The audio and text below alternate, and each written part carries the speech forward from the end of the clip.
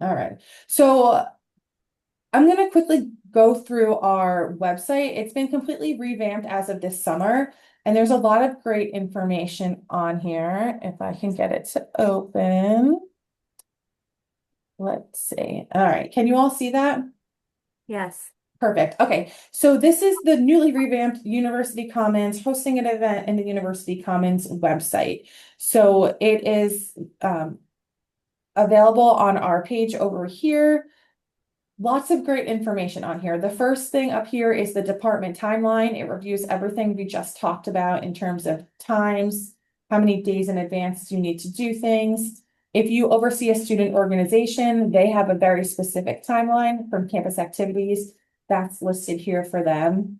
But my favorite part about the website is our quick reference guide the idea that I stole from human resources in terms of Workday is available for you. So the event spaces guide, it outlines every single event space that we have in the building, what the furniture can be set up as, and the max capacity for you. So I'm scrolling a little quickly, but so you can see here, this is ballroom A, ballroom B, or ballroom C. So our smaller size rooms, if I zoom in, you can see without food service tables in ballroom A, you can have lecture for 180, 80 banquet round, or 80 people at 8 banquet rounds, 40 people at a conference square, 48 at a classroom, and 16 tables exhibit style. We also created the standards if you do have food service tables, so that we can make sure that we are following fire capacity or fire code. So this is available for every single room in the University Commons. It has what the standard setup is, what the space is great for, available AV services, and then the capacities. Something that's important to note is that as you add additional furniture to the spaces, your capacity is going to change. So I see the chats coming in. Oh, thank you. As you add furniture, so if you add risers, you're gonna need more room for egress, so the number of tables might change. Event scheduling and myself can make two scale diagrams for you, so we can ensure that egress is met. We also have, I'm gonna exit out of this, but also on our website, we did this training during the summer and we've identified the different times that you can learn about certain things on the training.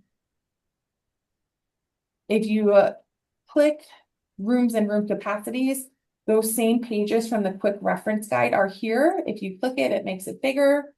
But if you click down here for room diagrams, it's going to take you to the room diagrams for that specific room. And it'll tell you the capacity so you can get a visual of what the room looks like. And Sorry. that's available for all of the rooms in the building. Um, If you click on event types and room setup information, it shows you the different room setups that we have. So when we say classroom, we mean, tables in a row with chairs behind them. When we say exhibit, it's like a career fair where we've got walking paths for people to walk around the tables. We've also added pictures of the furniture. We are still in the process of adding more pictures, but this is the furniture that we have specifically in the University Commons, so you can know what you're asking for. Again, images are coming for our other items. And then the final thing is audiovisual services. So what's available in our spaces?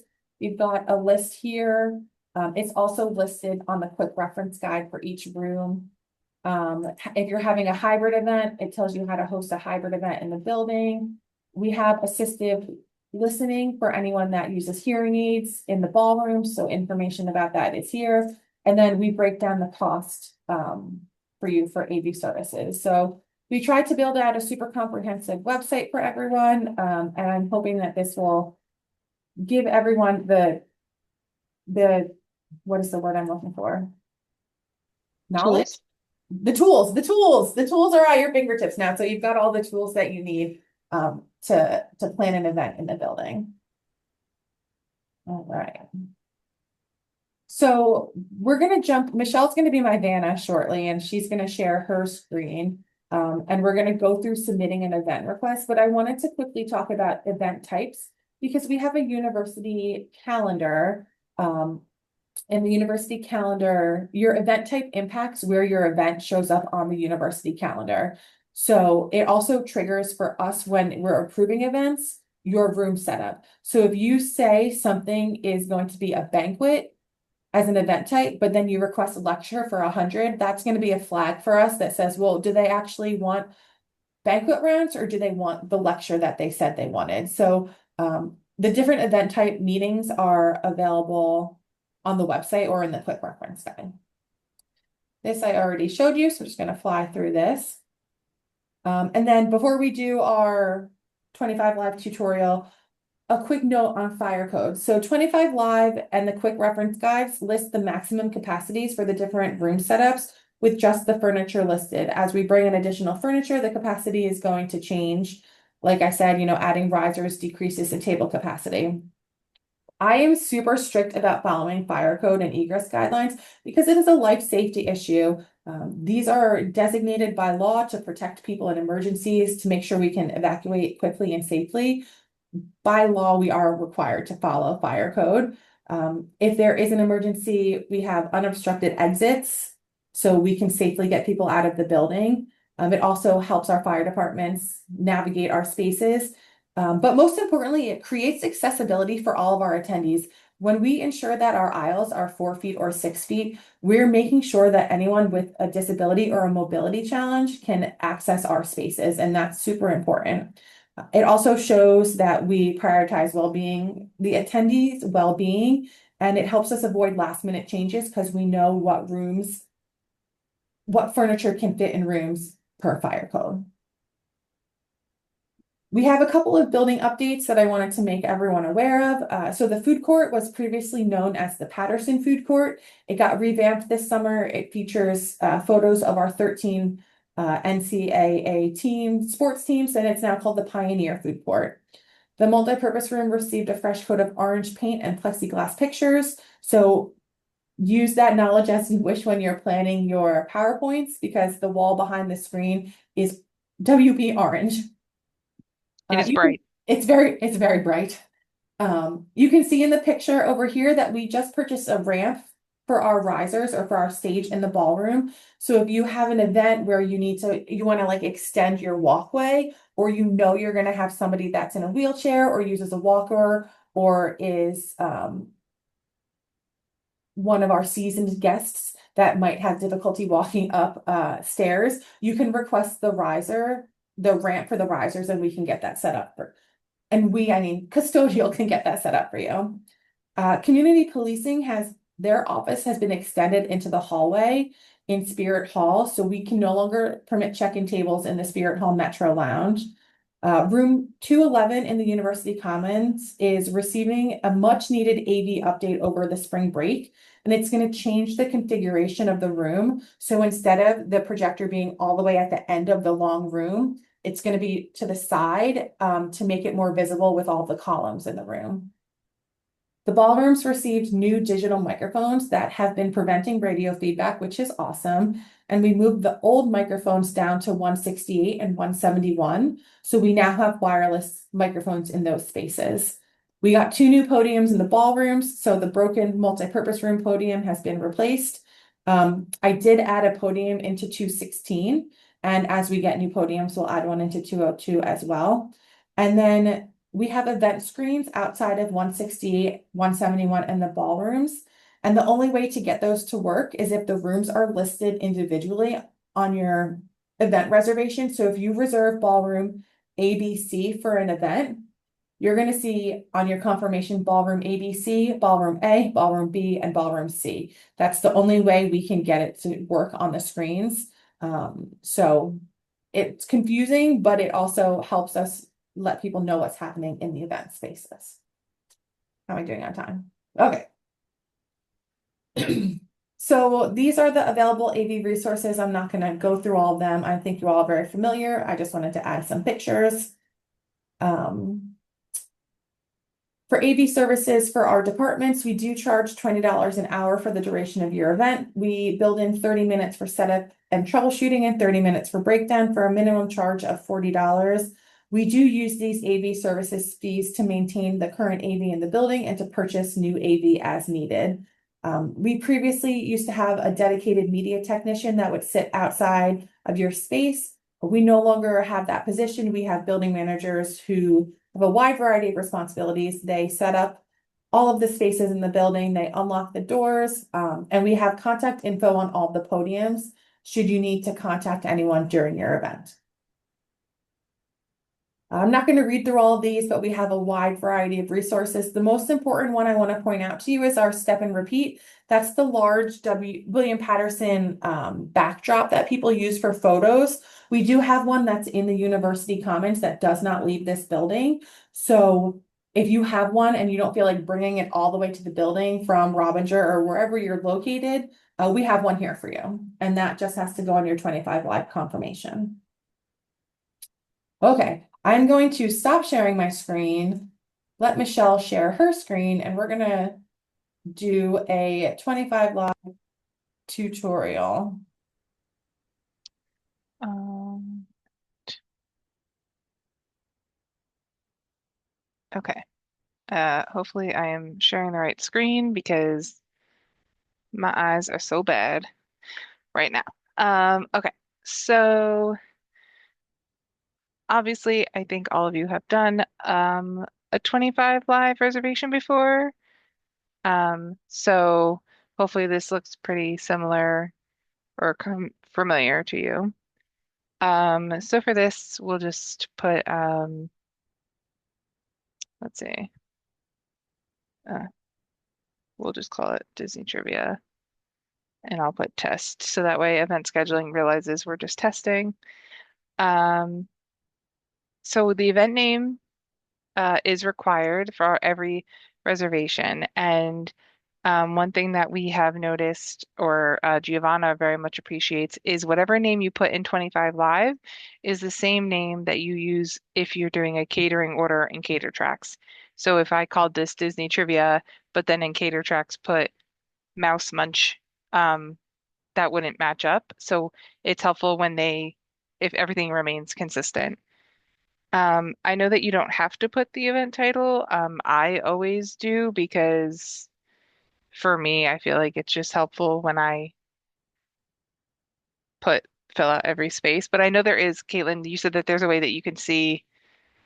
Yeah, so when you can pull reports and it'll show you all the events that you've had. So I use this for data purposes. So if I'm doing an arcade craft corner, I'll make my event name Arcade Craft Corner DIY Succulents.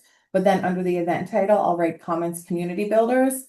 And then when I pull my reports for all the events I've done for the year, I can see how many specific Commons Community Builders I've done. Perfect. So for event type, so you can like put a star next to whatever um, event type you use frequently. So for this one, I'll just put that it's a workshop because it's a trivia event. You can also star your organizations. Um, so that way you don't have to like search for it every time, which is super helpful. Number attending, we'll put 25. And it's important to, I'm gonna have Michelle start to type her event description box and explain why Yeah, expecting number attending is important. So when we scroll down and we're starting to look for a room, I'm gonna show you how to look for rooms based off of the number of people that you have attending so that you don't select a room that doesn't fit your space. So we have, especially the academic classrooms, there are a lot of spaces that only have seating for 25 people. You can't add more tables, you can't add more chairs. So we want to make sure that our expecting number attending is as close to accurate as possible so that the system can tell you the room that is going to be the best for you. perfect. So for the event description, um, just put trivia about the world's happiest place on earth. Um, and so you don't have to put like the room setup or if you want catering or if you want AV, any of that in the event details, because this is what gets shown if it's on the calendar, right? The university calendar. Yes, and I'll show you Um, the university calendar shortly. Perfect. But then in event setup details, this is where you want to do the opposite and do as much information as possible. Um, so I would put in here cafe rounds with 4 chairs per table, catering tables in the back of the room. My vision for this is to have this in the multipurpose room. Um, AV needed, podium, mic, and screen. So this is where I'm gonna jump in and say, Michelle, Yeah, how many cafe round tables do you want? Because you only said cafe rounds, and how many catering tables do you need? right. So I purposely am doing this. Michelle's So really good at this. She's just yeah, not purposely do do it it. right. So for 25 people, I would say we would do 8 times, can't math right now, but so if I want 25 people and 4 tables per chair, 4 chairs per table, I would do, 6 times 4 is 24, right? yeah, so I would do 7 cafe rounds. But let's pretend like some people might show up that aren't invited. So we'll say 10 because we can. Um, and 4 catering tables.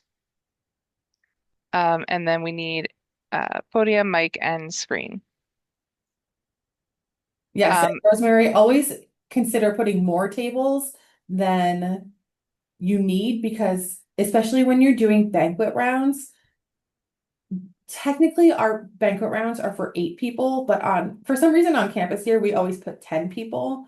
So it's much easier if you're worried about your space looking too empty to take away chairs from the tables rather than take away tables themselves or add tables. Does that make sense? So always think bigger and then we can make the room look more full on the day of when you update your head count.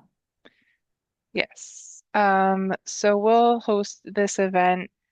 Um, let's see if we can do it on October 22nd, um, at 6 p.m. But then I also want to do it, um, I'm going to do it repeating, but I'm going to choose different days. So if we do it Wednesday, October 2nd, but then also do it on Tuesday, November 18th, and Thursday, December 11th. Um, but then on the Thursday day, so if you go into the manage occurrences, um, I want to change the time for that day to be um, from 1 to 2. And so when I look for the location, now it should um, give me a location that will be available for all of those times and dates. I always search it by UC. That's I just, was gonna say the same thing, always search by UC, but you can see under location search where she has enforced head count. And you can see all the spaces that just popped up. Can you uncheck enforced head count and yeah, then check again or search again? 25 Live takes a while to think, let's see. So now you can see that there are other spaces available. So where you can scroll up to the do not use one. So where it says do not use, the max capacity is 20. And because we're not enforcing the head count, it shows you that you can book that space, but knowing you're going to have 25 people, you don't fit. So it's always important to click enforce head count at the top before you search to make sure that you're getting rooms that you actually will fit in. perfect. So it looks like 168 is not available for them. Um, 178 AB has conflicts. Ballrooms have some conflicts. So if you run into a situation like this where you see this box over here that's brownish green. I'm not even sure what color that is. Let's call it brown Like a green, goldish, like a yeah. gold color. Request available means that there are certain dates where the space you're looking at is not available. So we can see here on Wednesday, October 22nd, there's an event in there, so she can only reserve it for 2 of the 3 days. So she can click reserve available, but she'll only have it for 2 of the 3 days. So, okay. So we'll request it for 2 of the 3. Maybe we just won't do in October. That's fine. Um, so now here, um, this is where you would indicate if this is going to show on the public calendar. Um, I don't I personally don't put a lot of things on the public calendar. Um, Mostly because things I plan are like meetings and stuff. Um, but if I were planning, like if I wanted this to be on the public calendar, then you would select this box to show this event on the WPNJ public calendar. Um, I'm not going to do that, but you could.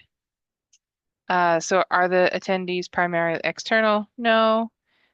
So yes, this requires a projector and a screen um, and a podium. So that's not how you spell podium. So I did not indicate on here anywhere that I would be bringing my own laptop. So if you don't indicate that, the University Commons will set up a laptop for you, correct? That is correct. We have about 6 laptops we can provide for people. Um, yes, I will require catering. I do not require campus police for this event or PPO. Um, I am the day of contact, and I'll just change this to be my office number. Um, Sometimes I do put my cell phone number in there just because if I know I'm going to be like at the event or like prepping for the event, it's easier to put your cell phone number if you're comfortable doing that. Um, I And don't mind doing that. when we pull the reports for the day for custodial, myself, the students, this phone number will be visible. And it's super important to have a phone number that you know you're going to be able to answer if you're at your event or setting up your event. For example, yesterday we had an event on Zanfino. We wanted to confirm that it was taking place. So we called that phone number to say, hey, are you still having your event outside?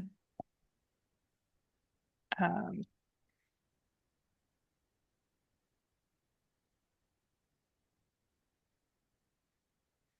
I'm just putting a note in here so that way, hopefully, event scheduling knows we're just testing this.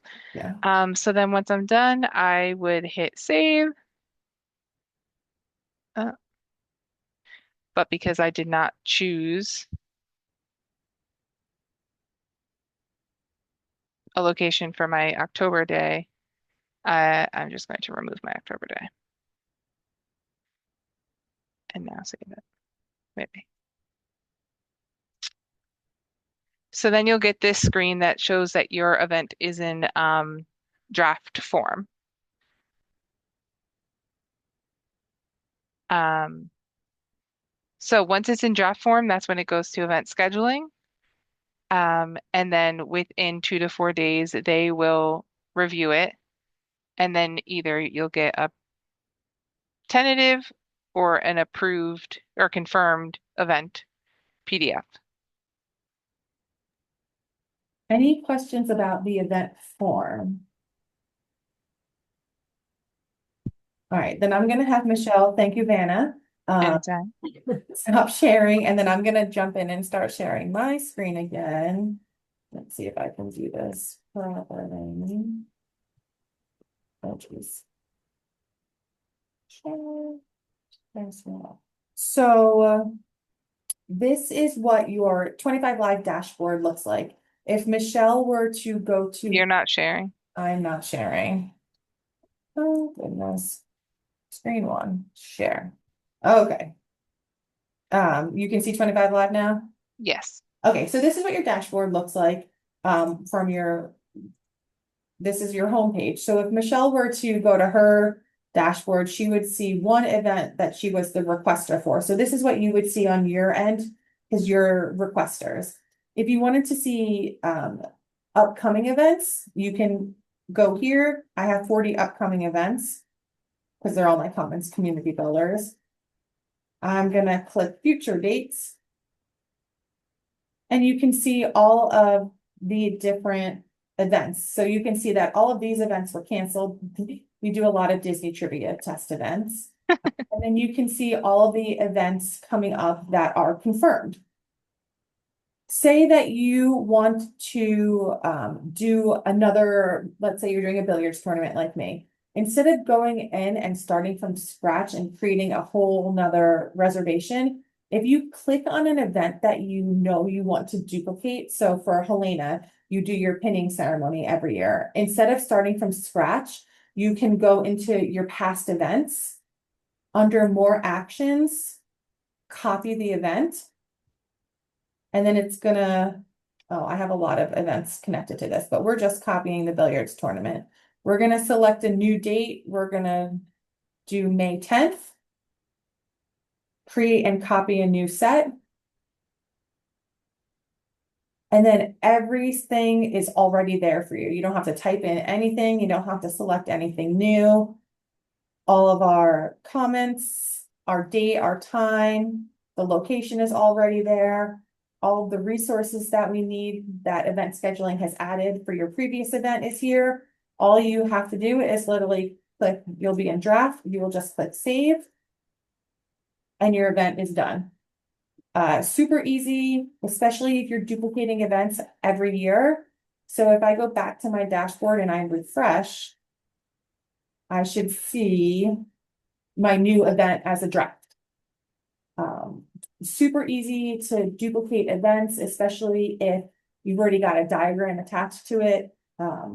Makes event scheduling's life a lot easier. Everything is there. There's less back and forth. So it's a really great resource. If you go into your events, actually, I'm gonna stop sharing this and show you the confirmation. So this is what your confirmation will look like when event scheduling sends it to you. You want to make sure that your date and your time are correct. If you requested a pre-event time, it would say that right over here, before your event time. Your expected head count, your location with your setup instructions. This is where, like Michelle said, you want to be as detailed as possible. Excuse me. And then down here is all the resources for your event. So if you know that you need 13 rectangle tables, you want to make sure that this says 13 here, because this will pull from the inventory on campus. So this is the same if you want to have an event in University Hall. We only have so many tables for the campus. So we want to make sure that your event confirmations have the correct number of tables so we know that we're not overbooking tables. Making changes to your event. We ask that all changes be made at least 2 weeks prior or 10 days before your event so that we have enough time to go in, make the changes, send the changes to custodial and or myself, and then review it in the operations meetings. If you cancel an event, please just let myself or event scheduling know so that custodial doesn't set up the furniture. Departments are not bad at this. The student orgs are very bad at this. They'll email us at 8:15 and say, oh, we're canceling our event that started at 8. Well, that's great, but we've already set it up, right? So the earlier you know you're canceling an event, the easier it will be on everyone involved in executing your event. If for some reason you need a day of change, please reach out to the info desk. They are equipped to help you with whatever you might need. And if they can't help you, they know who to contact to get the help. So please make sure you're not moving furniture yourself, and we will do our best to accommodate day of changes, but we can't guarantee day of changes. So, a couple chairs here or there, we can try our best to accommodate you, but we can't add additional tables, add the risers, because things like that take time. And like I mentioned previously, custodial has a lot of other responsibilities that they are doing, not just in the University Commons, but around campus. Especially for some reason you have an event with the dance floor. The dance floor takes like 4 hours to set up. Correct. So that's not like a quick like drop the floor and go. Yeah. So some frequently asked questions. We have our timelines in place because a lot goes into processing your requests. And these timelines make sure that we have enough time to process, make changes, and execute your events. Our goal is to help you have as successful as an event as possible. So we ask for your cooperation with these event timelines. In terms of catering, like I mentioned before, they need to order the food and they need to plan out their days. Catering during common hour, we'll sometimes have 15 to 20 events and all happening at the same time. So we want to make sure that we're respecting their staff as well by making sure what we're asking them to do is feasible. I put the question, what's the deal with fire code? Because I get a lot of complaints about this, but it's a law and we want to make sure that our guests are safe and that the space is accessible for everyone. Why can't I move? Why can't I make day of furniture changes? Again, because only custodial should be moving the furniture. They know the fire codes and what can and can't be done. We don't want to damage the furniture's carpets, floors, or walls. And we don't want you to get hurt. If you don't set a table up properly, it could collapse on you. I have seen that happen. So we want to make sure only the professionals are moving the furniture. We do have a guideline that you can't tape like scotch tape, duct tape, masking tape to windows, walls, or doors. Because it does peel the paint, even if it says, won't peel paint, it will most likely peel the paint. So we want to make sure that we're not damaging the spaces. And why am I always freaked out about balloons? In the student center specifically, we have smoke detectors throughout the space that function with lasers. If anything blocks those lasers, even if it's for a second, the fire alarms are going to go off and we're going to have to evacuate the building. So if you see me running after you and you're holding balloons and I'm yelling at you to hold the balloons lower, it's because you're close to one of our fire detect or smoke detectors and I don't want the fire alarms to go off.